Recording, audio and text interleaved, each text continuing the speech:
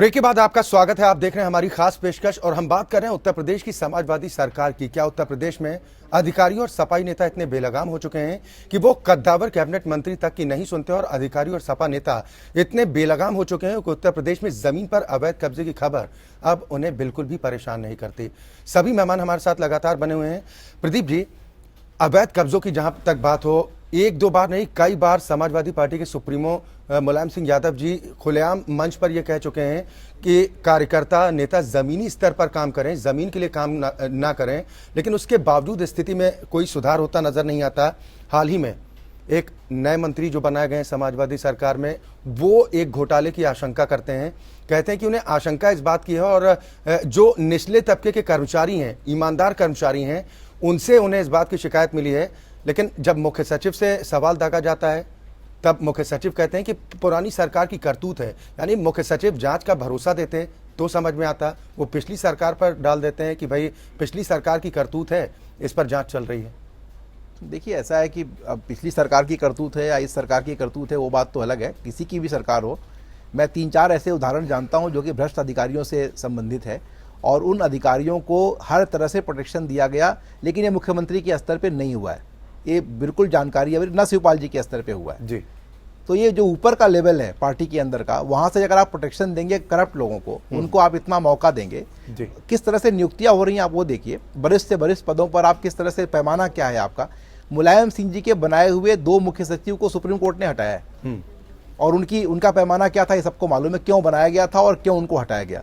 जो इनकी हालत है, क्यों बनाते हैं मुझे समझ में नहीं आता, और कैसे कैसे लोगों को साथ जोड़ते हैं। आप कम से कम इनकी एक उम्र हो गई है और इस उम्र में अगर आपको बेटे को डांटना है, वो बेटा आपका परिवार के अंदर जाके बात करिए। अगर आप मंच से बात कर रहे हैं तो उत्तर प्रदेश के माननीय मुख्यमंत्री अखिलेश यादव, आपको उनसे बात करने के लिए वही श्रद्धा और वही तमीज दिखानी होगी जो एक नागरिक के नाते दिखानी चाहिए आपको। आप पार्टी के अध्यक्ष हैं, लेकिन आपका पुत्र की तरह बात मत करिए। आप मुख्यमंत्री के पद का अपमान कर रहे हैं। अगर आप इस तरह की भाषा का इस्तेमाल करते हैं मुख्यमंत्री की मौजूदगी में, जैसे लगे कि आप कोई एक्स्ट्रा कॉन्स्टिट्यूशनल अथॉरिटी हैं, आप क्रिटिसाइज करते थे साहब मनमोहन सिंह जी ये हैं, मनमोहन सिंह जी वो हैं, आप रोज बोलते थे मंच से प्रेस कॉन्फ्रेंस करके, सोनिया जी की सुनते हैं।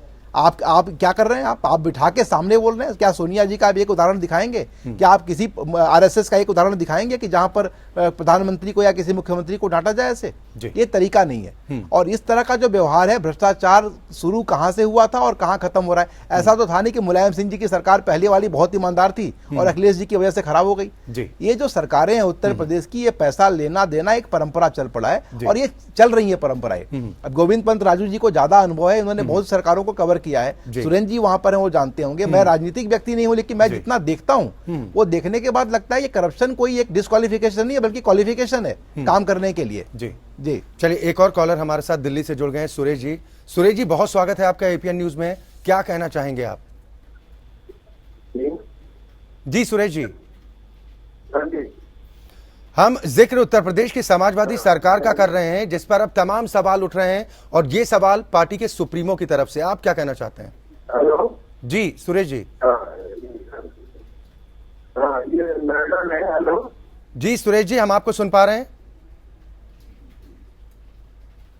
चलिए, शायद ठीक ढंग से संपर्क नहीं हो पा रहे। राम प्रकाश त्रिपाठी अगले कॉलर हमारे साथ जुड़े हैं, आप लखनऊ से हैं। त्रिपाठी जी, क्या कहना चाहेंगे आप? हेलो जी राम प्रकाश जी। हाँ जी, मैं कहना ये चाहूंगा कि मुझे एलडीए ने 1988 में एक 200 मीटर का प्लाट अलॉट किया। जी ध्यान में रखने की बात है कि 88 से आज तक जो है मैं कोर्ट के थ्रू हाई कोर्ट में आ गया। हाई कोर्ट ने स्टेटस को भी हटा दिया।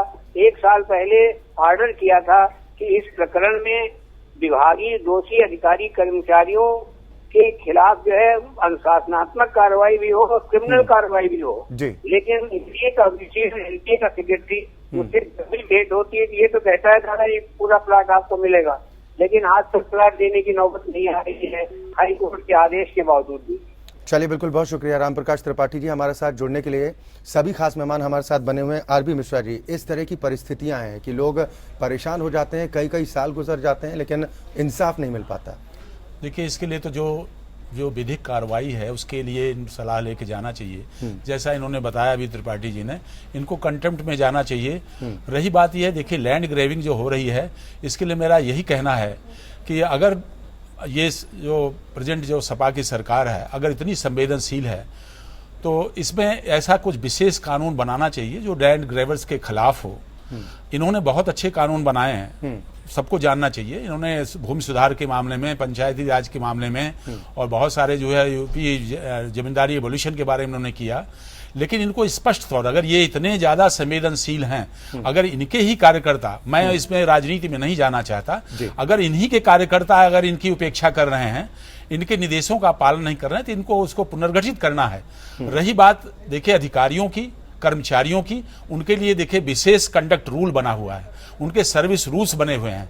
अगर वो केंद्रीय सरकार से प्रशासित होते हैं तो उसके लिए सेंट्रल गवर्नमेंट के रूल्स बने हुए हैं, नहीं और प्रदेश के हैं तो उनके रूल्स बने हुए हैं। उनकी एनुअल करेक्टर रोल एंट्री लिखी जाती है। अगर स्पष्ट मान लीजिए सर्कुलर कर दिया जाता है और उस सर्कुलर के बावजूद यार अवज्ञा कोई करता है तो उसके आप करेक्टर रोल एंट्री में कर देंगे, उस पर ये विशेष कोई अंकित कर देंगे। अब रही बात इसमें कि अगर मान लीजिए ऐसी परिस्थितियां होती हैं जो 3 सूचियों में जो सेकंड सूची जो अनुच्छेद जो आपके संविधान की है उसमें लॉ एंड ऑर्डर जो सब्जेक्ट स्टेट गवर्नमेंट का हुआ करता है, उसके लिए इनको देखना पड़ेगा, चाहे पुलिस प्रशासन हो, चाहे खुला हुआ प्रशासन हो, चाहे एडमिनिस्ट्रेशन हो, उसको हर चीज देखे इनके जो आदेशों का अनुपालन करना पड़ेगा। और नहीं है तो ये परिलक्षित होगा कि ये किसी न किसी रूप में अपने कार्य कराने में सक्षम नहीं है। और अब आम पब्लिक के लिए क्या यही एक रास्ता बच गया को जाके रिट ऑफ मैंडेमस कराएं और कोई आदेश करते हैं रिट ऑफ सरफरी कराएं, यानी कि कुछ काम करने के लिए एक्ट, रूल्स और जो संविधान के अंतर्गत या अन्य किसी उसमें विधि के अंतर्गत जो कानून बने हैं उनके अनुपालन कराने के लिए केवल हाईकोर्ट की शरण लेनी पड़े, ये बड़े दुख की बात है। अब इनको ये कोशिश करने पड़ेगा जो क्रिमिनल ट्रेसपास हो रहे हैं उनकी ये सूची बना के जिले स्तर पर इस तरह से जिलाधिकारी को और पुलिस प्रशासन को निर्देश दें कि ऐसा काम करने से रोकें, वरना इसमें स्पष्टतया कोर्ट का काम बढ़ जाएगा और जब भी ऐसा कुछ दखलंदाजी कोर्ट करेगा तो इनके कार्यकर्ताओं की, इनके पार्टी की छवि खराब होगी। बिल्कुल गोविंद जी, कोई एक दो बार की बात नहीं है, कई बार ऐसी परिस्थितियां बनी हैं जब कोर्ट की तरफ से जमकर फटकार तो लगाई गई है और लगातार निर्देशित भी किया गया कि जिस हिसाब से सरकार को कदम उठाने चाहिए उस तरह के स्टेप नहीं उठाए गए। तमाम मसले हैं, चाहे लोकायुक्त की नियुक्ति से जुड़ा मामला हो या फिर यादव सिंह प्रकरण हो। हाल ही में अभी फटकार फिर रमा रमटी को लेकर लगाई गई कि क्या कोई दूसरा आपके पास काबिल अधिकारी नहीं है, आखिर क्यों नहीं हटा पा रहे हैं। तो इन परिस्थितियों के बीच, बार बार लगती फटकारों के बीच सरकार को यह बात समझ में नहीं आती। अक्षय, सरकार, जैसे मैंने कहा, अगर सरकार लोकतंत्र की जो असली भावना है उसके अनुरूप काम कर रही होती तो जो चीजें हैं वो वैसी ही होती कि अदालतों को दखल देने की जरूरत नहीं होती। क्या वजह है कि आप लोकायुक्त की नियुक्ति के लिए सुप्रीम कोर्ट को तक अंधेरे में रख के आप एक अपने चहेते अधिकारी को, अपने चहेते व्यक्ति को लोकायुक्त बनाना चाह रहे थे। उत्तर प्रदेश सरकार की कितनी बड़ी किरकिरी उसमें हुई। जितने भी शिक्षा से जुड़े आयोग हैं, जितने भी नियुक्तियों से जुड़े आयोग हैं, हर आयोग में अदालत के डंडे के बाद, अदालत के हस्तक्षेप के बाद आपको उन अधिकारियों को, अपने नियुक्त किए अधिकारियों को हटाना पड़ा। खनन के मामले में हाईकोर्ट को आपने अंधेरे में रखा और हाईकोर्ट को कहना पड़ा कि खनन के मामले में सीबीआई जांच जरूरी है। सरकार उसके खिलाफ एसएलपी लेके सुप्रीम कोर्ट में गई। यादव सिंह के प्रकरण में सरकार सुप्रीम कोर्ट में गई। तो दिखाई देता है कि जो सरकार खुद जैसा चाहती है वो वैसा ही करती है। उसको न नियमों की परवाह है, न लोकतांत्रिक प्रक्रिया की परवाह है और न जो लोकतंत्र में सबसे बड़ी जो चीज होती है जनता के प्रति जवाबदेही, उसकी भी परवाह नहीं। तो ऐसी स्थिति में 4.5 साल बाद जब समाजवादी पार्टी के सबसे बड़े मुखिया को ये लगने लगे कि सरकार की वापसी मुश्किल है, तो इसमें कोई आश्चर्य नहीं होना चाहिए। समाजवादी पार्टी ने जो कुछ उत्तर प्रदेश में किया है वो अब उसी की फसल काटने का वक्त है। और जो कुछ उसने किया है वो एक नहीं दर्जनों ऐसे उदाहरण हैं जिसमें साफ साफ लोकतंत्र का मखौल उड़ाया गया है। व्यक्तिगत इच्छाओं, परिवार की इच्छाओं और एक जाति विशेष की इच्छाओं के अनुरूप आपने उत्तर प्रदेश का शासन चलाने की कोशिश की है। तो निश्चित तौर पर आज जो परिस्थितियां हैं वो कोई अचानक उपजी हुई परिस्थितियां खुद की नहीं निर्मित की हुई कार्यकर्ता भी परिस्थितियां अगर हैं जमीनों पर कब्जा कर रहे जिसे हैं, आज तो वो भुगतना नहीं पड़ रहा है। कर और रहे यही हैं, वजह है कि 4 साल समाजवादी से पार्टी कर रहे हैं। सुप्रीमो अब इस तरह से अपनी चिंता भी जाहिर कर रहे हैं। अभय पटेल जी एक कॉलर हमारे साथ जुड़ गए हैं, आप महाराजगंज से हैं। अभय जी बहुत स्वागत है आपका एपीएन न्यूज में। क्या कहना चाहेंगे आप? उत्तर प्रदेश की समाजवादी पार्टी सरकार तो खुद सवालों के घेरे में है, उनके मुखिया खुद सवाल खड़े कर रहे हैं, आप क्या कहना चाहेंगे? जी सर, हेलो। हाँ सर, नमस्ते। जी नमस्कार।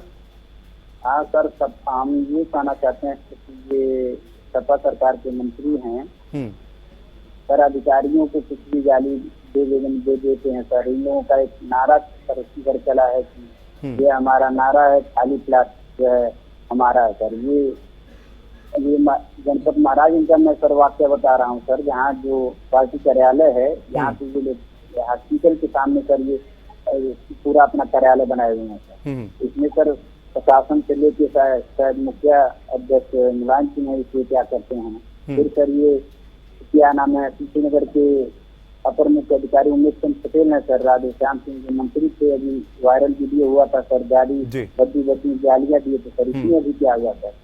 इस तरह का लोगों में सर वो गुस्सा है इसके प्रति। चलिए बिल्कुल, बहुत शुक्रिया अभय जी हमारे साथ जुड़ने के लिए। केसी जैन साहब, ये वो आम दर्शक हैं जो आपके वोटर भी हैं, पिछली बार वोट भी आपको हो सकता है इन लोगों में से लोगों ने दिया हो, लेकिन इनकी चिंताएं हैं जो लगातार बढ़ती जा रही हैं। अवैध कब्जों को लेकर बहुत ज्यादा परेशानी है लोगों में।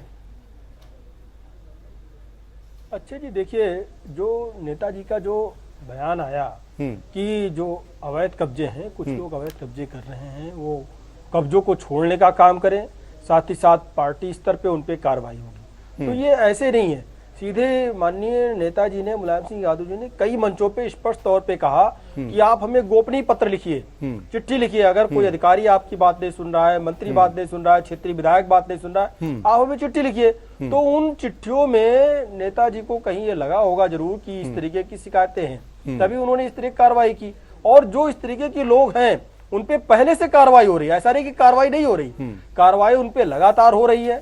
आप देखिए लखनऊ में ही एक विजय यादव जी थे, उनके ऊपर कार्रवाई हुई। सीतापुर के एक दबंग सर सीतापुर की दुहाई मत दीजिए, किन परिस्थितियों में वहां पर कार्रवाई हुई? केसी जैन साहब, इस पर हम कई बार चर्चा कर चुके हैं। सीतापुर का जो जिक्र आप करते हैं, ऐसा है सुरेंद्र राजपूत साहब आपके साथ बैठे हुए हैं, आपका है ना, किन परिस्थितियों में कार्रवाई होती है हो सकता है, लेकिन पार्टी स्तर पे, सरकार के स्तर सर, आपकी पार्टी के एक नेता जो मौजूदा कैबिनेट में मंत्री हैं, वो जब विधायक मात्र थे तब उन्होंने आरोप लगाए थे आपकी सरकार में शामिल एक मंत्री पर अवैध खनन को लेकर। क्या संज्ञान लिया गया? अच्छा जी, कहां पारदर्शिता की बात आप करते हैं? तालाब की एक मछली तो सर उस एक मछली पर कार्रवाई क्यों नहीं? जैन साहब, बिल्कुल उन्हीं पे कार्रवाई हो रही है। अच्छा जी, एक मछली जब आपको पता है, आप दर्शकों को खुद नाम बता दीजिए। केसी जैन साहब, पहले भी कार्रवाई हुई है। जैन साहब, उस एक मछली का नाम बता दीजिए। तमाम सारे राज्य मंत्रियों को इसके पहले हटाने का काम किया गया। इसके पहले जब शपथ ग्रहण हुआ सर, गायत्री प्रजापति पर इतनी मेहरबानी क्यों? गायत्री प्रजापति पर इतनी मेहरबानी क्यों केसी जैन साहब? दिखाई थी। देखिए ये जो है गायत्री प्रजापति पे सिर्फ एक आरोप है कि उनकी संपत्ति कैसे बढ़ी, उन्होंने उसका स्पष्टीकरण दे दिया है। सर इतिश्री हो गई स्पष्टीकरण के बाद, लगातार आरोप लगते रहे हैं। लोकायुक्त में भी ये मामला गया था जांच पड़ताल के लिए। लोकायुक्त की तरफ से कहा जाता है कि 51 या 53 बिंदु बताए जाते हैं, सिर्फ 17-18 बिंदुओं पर बातचीत होती है और बाकी कहते हैं कि हमारे दायरे में नहीं आते। आप लोग कहते हैं कि गायत्री प्रजापति को क्लीन चिट मिल गई। जनता को गुमराह करने का इस तरह सर कौन गुमराह कर रहा है? केसी जैन साहब, अभी बात हो रही थी, गुमराह कौन कर रहा है? उत्तर प्रदेश में क्या काम हुआ, मैनिफेस्टो की बात कर रही थी अभिनंदन जी, हमने मैनिफेस्टो से बाहर जाके काम किया है। अरे सर, कानून व्यवस्था को पटरी पर ला देते, आपका मैनिफेस्टो पूरा मान लिया जाता है। एक बार सुरेंद्र राजपूत साहब, आएगी तो क्या सिर्फ एक बिरादरी को एक आम आदमी को किस चीज की दरकार होती है, किस मोटिव के साथ अपनी सरकार को आम जनता चुनती है कि कम से कम मूलभूत सुविधाएं और सुरक्षा उन्हें प्रदान हो जाए? सुरक्षा के नाम पर तो आप फेल है ना। देखिए अक्षय, जो सबसे बड़ी बात है, अगर आप भय रहित वातावरण का निर्माण करते हैं तो बाकी सारे जो तत्व हैं उत्तर प्रदेश के विकास के लिए वो प्राइवेट प्लेयर्स अपने आप कर देंगे, इसमें कहीं कोई दो राय नहीं। आप बिजली, पानी और कानून व्यवस्था, ये 3 चीजें दे दीजिए सड़कों के साथ में, तो सच्चाई है कि बाकी सारा काम हमारा जो उत्तर प्रदेश का जो नागरिक है वो अपने आप कर देगा। मेट्रो अच्छी चीज है, इसमें कहीं कोई दो राय नहीं, सड़क अच्छी चीज है, लेकिन मेट्रो और सड़क पर कौन सा आदमी चल पाएगा जिसे 2 घंटा बिजली मिलेगी, या जो भय युक्त वातावरण में रहेगा जिसके ऊपर कानून का शासन जो है, जहां पर कानून के जो रखवाले हैं दबंगों से 1100 बार पीटते हैं और गरीबों को पता नहीं कितने हजार बार पीटते हैं। सर, हकीकत यह है कि समाजवादी शासन में वर्दी वाले भी पिटते हैं, एक बार नहीं कई बार ऐसा मौका आया। 1100 बार पीटे हैं साहब, 1100 से ज्यादा कोई बार सुधार पीटे की हैं। उम्मीद हो सकती है? देखिए ऐसा है कि मैं तो बड़ी स्पष्ट रूप से जी बोलिए सुरेंद्र जी, आप बोल लीजिए जी। आप प्लीज प्रदीप भाई। हाँ, नहीं प्रदीप भाई आप कहें मैं आपके बात बोल दूंगा। देखिए मैं देखता हूं कि सरकार के अंदर जो पुलिस के अधिकारी हैं इनके प्रति इनका नजरिया ऐसे ही होता है जैसे कोई एक आम तौर पे छोटा मोटा कोई समाजवादी पार्टी का कार्यकर्ता हो जो छोटी मोटी लैंड ग्रैबिंग करता हो। ये एसपी में और लैंड ग्रैबर में ज़्यादा फर्क नहीं समझते हैं, बल्कि लैंड ग्रैबर फिर भी इनके लिए काम का होता है। कई बार ऐसा होता है कि पार्टी के स्तर पे मैं तो कहूँगा कि एक बिल्कुल सबसे टॉप लेवल पे जो सबसे ऊपर का स्तर है वहाँ पर भी आपको एक इस तरह की गतिविधियाँ दिख जाएंगी, और ऐसे लोग जो सब जगह से छिपे होते हैं और पुलिस को ढूंढने से नहीं मिलते हैं, वो कहीं ना कहीं दिल्ली में अशोका रोड के आसपास घूमते दिख जाएंगे आपको। तो ये बहुत ही खतरनाक स्थिति होती है यहाँ पे। तो ये जो आरोप लगाए मुख्यमंत्री जी के ऊपर लगाया है मुलायम सिंह जी ने, उनको सोच समझ के लगाना चाहिए, और सबसे पहले सुधार उनको खुद के अंदर करना चाहिए। अगर वो खुद सुधर गए तो सब कुछ ठीक हो जाएगा। ठीक है अनिला सिंह जी, फाइनल कमेंट आपका चाहूंगा, वक्त की बेहद कमी है। आम जनता क्या करे, भरोसा किस पर करे, फिर चुनाव आएंगे, फिर सरकार तो एक बनेगी। लाइन बोलना चाह रहा था मैं, अगर अनिला जी इजाजत दे दे तो। जी सर, संक्षेप में। देखिए यहाँ पर एक सूचना आई है मेरे पास अपुष्ट सूत्रों से कि आज शाम तक श्री शिवपाल सिंह यादव जी की नाराजगी खत्म हो जाएगी। कौमी एकता दल का शायद समाजवादी पार्टी में मैं मुख्तार अंसारी साहब के साथ विलय हो जाएगा, ऐसी अपुष्ट सूत्रों से मेरे पास प्रदीप जी सूचना है। इसको कंफर्म कर ले तो हो सकता है शाम तक सारे कब्जे भी खत्म हो जाए, सारी नाराजगी भी खत्म हो जाए, और सारे के सारे लोग जो हैं फिर से वो एक हो जाएं। ठीक है अनिला जी, फाइनल कमेंट। देखिए जैसे कि अभी आप बता रहे थे कि किस प्रकार से कोर्ट ने बारंबार जो है डांट लगाई है समाजवादी पार्टी को, तो सबसे हाल का किस्सा तो ये बुलंदशहर बलात्कार केस था, उसमें डांट लगाई है हाई कोर्ट ने। जी, सीबीआई इंक्वायरी के लिए कहा गया है, इंस्ट्रक्ट किया गया है। दूसरी बात यह है देखिए अक्षय जी कि ये उत्तर प्रदेश 2,41,000 वर्ग किलोमीटर में फैला हुआ, 75 इसके जिले हैं, तकरीबन 1 लाख इसके गांव हैं, पर इस सब में रहने वाली जो आबादी है, जो पब्लिक है, जो प्रदेशवासी हैं, क्या वो खुश हैं इस सरकार से? उत्तर आएगा नहीं। तो ये कहने जैसे जैन साहब कह रहे हैं कि जो इनकी पार्टी के सुप्रीमो हैं उन्होंने किस लिए कहा पार्टी के कब्जे के बारे में, ये पहली बार नहीं कहा गया है, ये शायद 5वीं या 6ठी बार फटकार पड़ रही है। और उन्होंने ये भी कहा है कि अखिलेश यादव ने एक राष्ट्र पार्टी को एक प्रदेश की पार्टी बना के रख दिया गया है। ये पारिवारिक कलेश ने इस प्रदेश को तो जरूर डुबो दिया है, और ना ही आपकी पार्टी उभरेगी अब, और ये प्रदेश जो डूबा हुआ है, आशा करते हैं 2017 में भाजपा के करीब है। अब चुनाव की घड़ियां धीरे धीरे नजदीक आते जा रही हैं, और वोट की ताकत है जनता के पास, और वोट की ताकत का इस्तेमाल आने वाले वक्त में देखने को भी मिलेगा। बहुत बहुत शुक्रिया आप सभी मेहमानों का हमारे साथ इस कार्यक्रम में शामिल होने के लिए। तो सवाल इसी बात को लेकर उठ रहा है कि उत्तर प्रदेश में आखिर हो क्या रहा है। क्या उत्तर प्रदेश में अधिकारी और सफाई इतने ज्यादा बेलगाम हो चुके हैं कि वो मंत्रियों तक की नहीं सुनते, कैबिनेट मंत्री तक की नहीं सुनते। अधिकारी और सपा नेता इतने बेलगाम है कि उत्तर प्रदेश में जमीन पर अवैध कब्जे की खबर अब उन्हें बिल्कुल भी परेशान नहीं करती। लेकिन अब समाजवादी की पार्टी सुप्रीमो जरूर परेशान नजर आते हैं, उनकी बौखलाहट भी नजर आती है। अपने पार्टी नेताओं को वो जमकर सुनाते हैं और सीधा ये कहते हैं कि जमीन पर कब्जे की जो खेल खेला जा रहा है, इस खेल को अगर बंद नहीं किया तो ये खेल महंगा भी साबित हो सकता है। हमारी इस खास पेशकश में फिलहाल के लिए इतना ही। एपीएन न्यूज में खबरों का सिलसिला लगातार जारी।